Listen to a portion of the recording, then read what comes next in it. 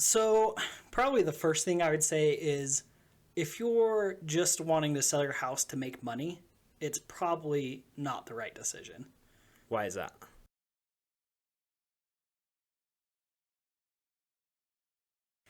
Hey, everybody, welcome to Rise Real Talk, a new weekly podcast where we're going to talk all things real estate, make some bad jokes, have a good time, and hopefully help you be more intelligent when it comes to the world of real estate. I'm your host, Ryan Short. This is my new, brand spanking new co-host, Jordan Short, aka my older and less good-looking older brother. And so very exciting. That's debatable on the good-looking part. Maybe. My wife thinks otherwise, but so Her and only her. yeah, just her. So super excited to have him join because I had some feedback from people that they thought I was too boring by myself. So hopefully this will be a little more entertaining for you to watch. But today we're wanting to talk about an important topic. I posted about it this week on social media, so you can go back and read through that. But it's probably one of the biggest questions I'm getting right now, and that's, what do I do if I need to buy and sell a house? At the same time. Yeah, at the same time. Because right now, everybody pretty much knows that inventory is super low in the market. So Yep. the houses to choose from are slim to none. Yep. But houses are selling at the highest they've pretty much ever sold at. So everybody wants to take advantage, not everybody, but people want to take advantage of that. But they're afraid to because they're scared that they may put their house up for sale, it sells really quick, and then they're not able to find another house to move into. So homeless. what kind of advice, Ryan, do you have for somebody that finds themselves in that situation? So probably the first thing I would say is if you're just wanting to sell your house to make money, it's probably not the right decision. Why is that? Well, so a lot of people are thinking like, oh, my house is worth so much money. I've got 200 grand equity, 100 grand, 500, whatever it is. So they're like, oh, I'm going to sell my house and have a lot of money. But it's like, well, what are you going to do next? Are you buying? Are you renting? Are you building? Like, what's the next step? Because the reality is the market's so high. Obviously, if you're selling high, that means whatever house you're buying is more expensive as well. And so what I'm telling people is if you have a plan in place, like, hey, maybe I need an extra bedroom, or I need an office space because now I'm working from home, or I need a third car garage because things aren't fitting anymore, like, makes total sense. But just to do it to make money, it doesn't make any sense. So Gotcha. Especially by the time, like, let's say your plan is to rent until the market cools down. Think about that. You're going to pay rent's outrageous right now. I mean, townhouses are 15, 18, 2,000 a month. Right. So now, like, it may seem smart, but then I think you take 2,000 a month for a year, that's 24 grand. Right. That you're just throwing away. So how much money did you actually make? So that's my definitely first bit of advice. Like, absolutely great time to sell a house if you have a plan. Have a plan. Yeah. Can't go in with no plan. Takeaway number one. So that's a big step. So then it comes down to, like, how are you going to do it? There's a couple different ways. You can either buy a house and first, then sell. You could sell your house and then find a place to buy, or you could try to do it all at once. So kind of different things for different people, but it's going to depend on overall, everything that we're talking about today is going to depend on what your actual goal is and what your tolerance is for risk, maybe. Because for some people, it's too nerve-wracking to go one of these three different methods. So specifically speaking, if you wanted to do it at the same time, let's say you didn't want to take too much risk. It used to be that you could actually go and find a house, put it under contract, and make that contingent on you being able to sell your house. Right. Can you still do that, or will anybody let you do that anymore? So technically, yes, you can still do that. It's going to be much more difficult. So essentially that process is you go find the house you want to buy. That would be the buy and then sell. You're going to go, well, I guess it's all at once, but you're going to go and tell them, hey, I want to buy your house. I need to put my house up for sale. It's going to give me 6 weeks or 4 weeks or whatever it is to get my house sold under contract and close, and we'll close on this house at the same time. The problem is in the market when there's 5, 10, 12, 15 offers on each house, they're going to take a less complicated offer. So the seller's going to look at that and say, that's not as attractive as some of these other offers that we're getting, and it's unlikely that you're going to get that offer accepted. Yeah, I mean, you could maybe pull it off with a great agent that finds something off market, or maybe working with a builder or something like that, but it's hard. So if that's the case, should I put my house up for sale first, or should I find the house that I want to buy first and then just take the risk of buying something at the same time that I'm trying to sell something and hope that they both go through at the same time. Yeah, so this is kind of where like that risk that I was talking about, some people will be. So here's kind of the basic things. Let's go through it first by where what you want first. So let's say the ideal house comes up for sale and you're like, I don't want to risk losing it. You're just going to buy it. So you've got a couple options. One, if you can afford to have 2 mortgages at the same time, you can go that route. So you can talk with a bank, make sure you qualify, and then just make this one not contingent on your house selling, anything like that. So then you can just buy it outright, move into it, sell your other house. Kind of more difficult. You have to have obviously a lot of income, especially with how high house prices are right now. A lot more difficult to do. One of the great things about that is, let's say you wanted to use your equity as a down payment. One of the things that banks will let you do, almost all lenders will let you do, is adjust your mortgage after the fact and put down a lump sum. Like one time do a recalculation so that your payment goes down based off of the amount of money that you finally came and paid down the balance on. It costs like, I think $300-400, something like that. So you're going to have to pay to do that, but it will change all of your monthly payment. So your monthly payment will be high for the first month or two until you get your house sold and put that money down. But you'll still get the same benefit of all of the down payment that you had before, you would have had in a normal situation. Okay, that's good to know.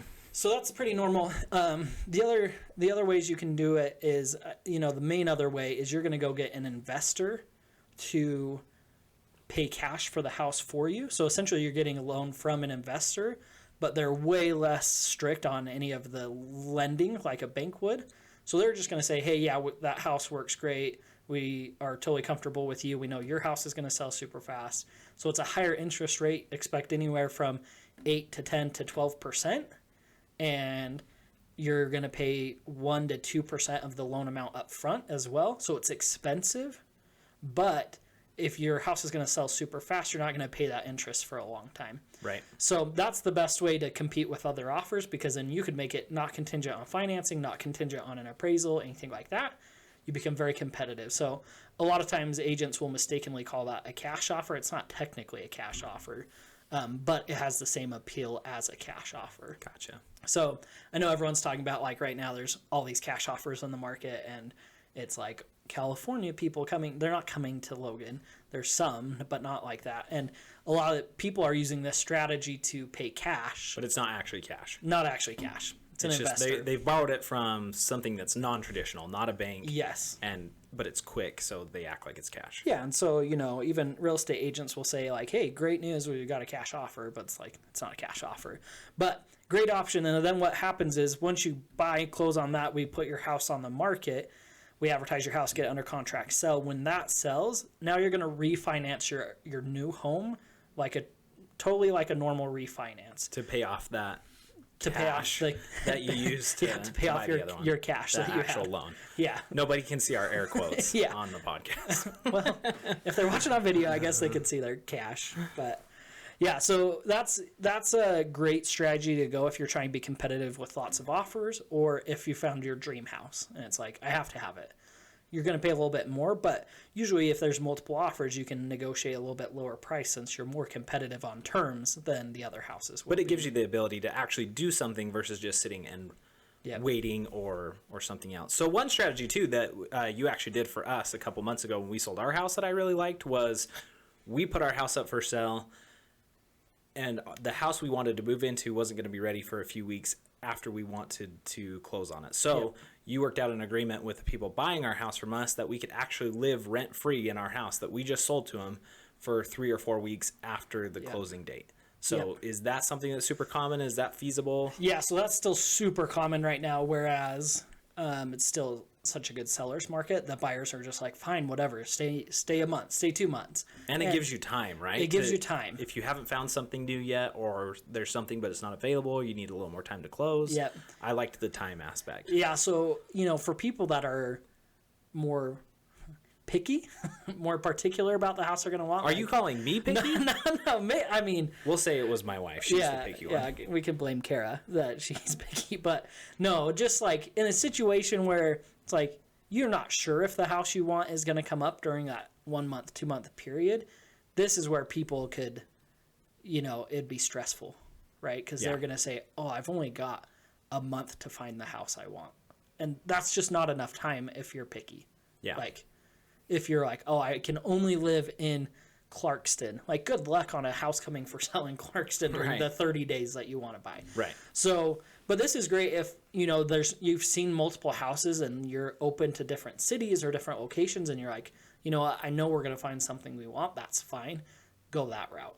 Because now you can sell your house. You don't have to worry about selling it in a strict time period or whatever. And then we can just negotiate and ask to be able to stay 1 to 2 months. Now, if we go longer than 2 months, most lenders won't let you rent back for more than 2 months unless the buyer gets a conventional loan, because then it's kind of like an investment. It's not their personal residence. So nothing is very straightforward. Like, there's a lot of nuances, a lot of ins and outs.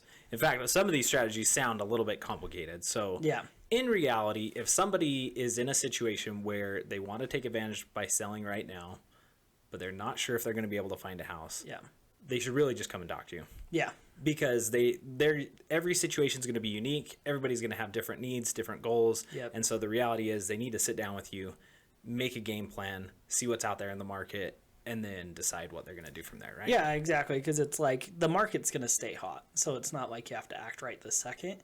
But if you don't start formulating a game plan, then all of a sudden you're going to miss out on this whole opportunity. Because it's like the great things are interest rates are still low. House prices are super high. You're going to have way lower. I mean, I've seen people go up, you know, $200,000-$300,000 in house price, but keep this payment the same as what they are before. Which is so awesome. Which is crazy. It's like, it's such a unique opportunity that's like, yeah, maybe your loan amount's higher or whatever, but your payment's actually less. So it's such a great market to take advantage of, but people are sitting on the sidelines saying like, yeah, but if I sell at this price point, I'm just going to have to buy. So what's the point? Right. It's like, well, here's the point. You're going to be able to get a house that fits your needs better. You're going to be able to find something that maybe your payment goes down. You're going to find a better neighborhood or the right school district or those things that you need. That's kind of what ties back to the beginning. It's like, yeah, maybe it's not the best to just try to make money, but to sit on the sidelines if you want to interact, it's the best time to interact that there's ever been. What's your goal, right? Yeah, you just have to actually have a game plan. Because if you just go out and put your house up for sale and it's like, oh, crap, I don't know. What if you only get one offer and they're not willing to let you stay? Where are you going? Right. Like, what's happening? Do you have the ability to negotiate that with someone? Say like, no, I don't care what your offer is if you're not giving me 6 weeks to find a place to go. So that's one other, I mean, we haven't talked about this option, but one of the things that you can do that a lot of real estate agents don't know about, or I guess they don't pursue this opportunity, is you can make your house sell contingent on finding a new house. Oh, so you can actually do that as the seller, not just as the buyer. Yep. Because it's the same thing in reverse, right? If you're a buyer and you're saying, hey, we got to sell our house first. Now you're saying, I'm a seller, but how does that work? That sounds super complicated. Yeah. So it's, I mean, you're on the right track there. It's like, it's the vice versa of a buyer saying, I need to sell my house first, right? You're telling them, yep, you can buy it. We agree to terms and price. But then there's the caveat in there that the seller has X number of days to find a suitable replacement. And if it doesn't happen in that number of the days, then the contract gets canceled. Contract gets canceled. Buyer gets their earnest money refunded. No harm, no foul, essentially. So normally that would be next to impossible to do in any other market. Nobody would want to do that. Yeah, like what buyer's going to be like, yeah, that's fine. I'm going to pretend like I'm moving there, get all excited, get emotionally attached, and then you're going to just be able to tell me no. Right. But we're in a time where that actually is normal. Like you could pursue that, and it doesn't happen. I only see probably 1 to 2 listings a month where the agent lists that in the contract. Gotcha. So it's kind of interesting. It's not being used more often for people in the situation that they're nervous or they're scared they're not going to find the next house. So if you're on the fence, you're scared about that, that's definitely a viable option. Yep. It's like awesome. You get it up for sale, get an offer that then you know exactly how much cash you're taking from it, how much money you'll have towards the next house. Then you can shop even a little bit more efficiently because maybe you'll find out, oh, I thought my budget was only $450, but because of what my house is selling for, I can actually go $525 and look at this house that's available that I love. Right. So there's a lot of opportunity there. So it just comes back to the same idea that there's a lot of options. Nobody should just sit out because they're not sure what to do or they think it's just going to be too hard or too much work or they're going to miss out. What they really should do is come in, sit down, talk to you. Yep. So if people want to get a hold of you, what should they do? You can hit me up in the DMs, slide into those DMs. What is a DM? Yeah. Jordan's a little old, so he doesn't know what DMs are. But you can message me. Probably best is honestly to text or message me. You can email me, but that's weird. Or just call me.